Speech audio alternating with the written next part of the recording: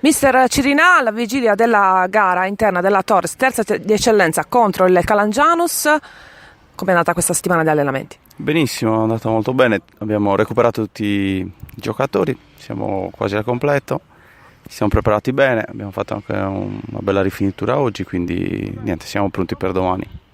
Che squadra è il Calangianus? Non è partito benissimo, però sono sempre partite ovviamente insidiose. Sì, non è partito benissimo, però in tutte e due le gare che ha fatto, sia col Sassuolo che con lo Stintino, ha venduto a cara la pelle. Con lo Stintino era anche in vantaggio, una squadra ostica, corre molto, fa molto pressing.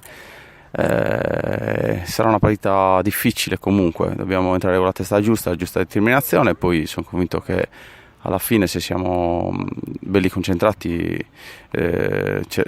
troveremo sicuramente il risultato migliore. C'è anche un'arma in più per la Torres, abbiamo detto, ha recuperato tanti infortunati e poi è arrivato finalmente il transfer anche di Alain Julvecourt, un'arma in più, una soluzione in più anche per lei. Sì, ho una freccia in più nell'arco, quindi cercherò di sfruttare al meglio le caratteristiche dei miei giocatori, in base anche alla partita, in base a come si svilupperà la partita.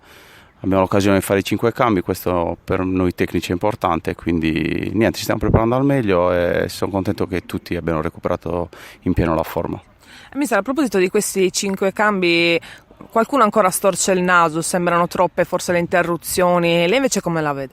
No, io la vedo dalla parte mia, come tecnico sicuramente ci dà la possibilità di avere più possibilità, soprattutto con le regole di fuori quota è più facilmente gestibile la cosa, perché a volte in certe situazioni devi fare il doppio cambio, se non il triplice cambio, quindi per noi comunque gestire la gara in questa maniera è la cosa migliore. Allungherei un po' più la panchina, se fai 5 cambi almeno 20 giocatori devono essere in lista, cosa che in Serie D, mentre in eccellenza nei campionati minori non è plausibile.